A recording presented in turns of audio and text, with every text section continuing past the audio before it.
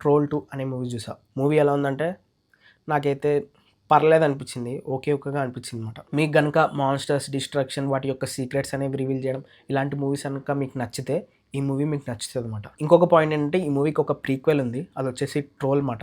ఈ మూవీ చూసే ముందు ఆ మూవీ చూడాలంటే ఖచ్చితంగా చూడాలి. ఎందుకంటే ఫస్ట్ పార్ట్‌లో జరిగే ఈవెంట్స్‌కి ఎగ్జాక్ట్‌గా 3 ఇయర్స్ తర్వాత జరిగే ఈవెంట్సే ఈ స్టోరీ మాట.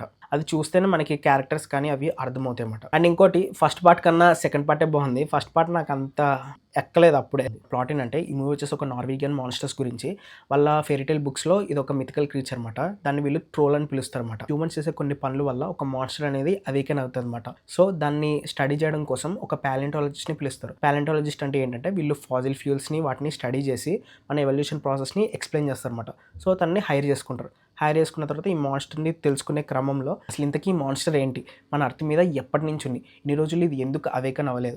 అని ఇట్లా కొన్ని క్వెషన్స్‌ని వాళ్ళు డీల్ చేసి దానికి ఆన్సర్స్ అనేవి మనం తెలుసుకొని దాన్ని స్టాప్ చేయడానికి ట్రై చేసి దాన్ని స్టాప్ చేస్తారనమాట సక్సెస్‌ఫుల్‌గా. సెకండ్ పార్ట్‌లో మనకి ఏం చూపిస్తారంటే ట్రోల్స్ గురించి కొంచెం ఎక్కువ ఎక్స్‌ప్లోర్ చేస్తారు.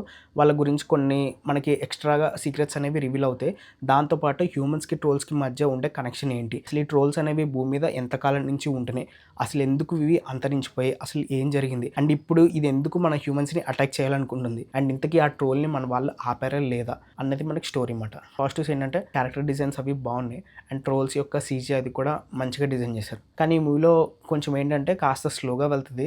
ఫస్ట్ పార్ట్ అయితే చాలా డెడ్ స్లోగా వెళ్తదనమాట. సెకండ్ పార్ట్ కొంచెం పర్లేదు. ఇంకా సినిమాటోగ్రఫీ, మ్యూజిక్ గురించి వస్తే అవైతే కొంచెం డీసెంట్‌గా అనిపించాయి.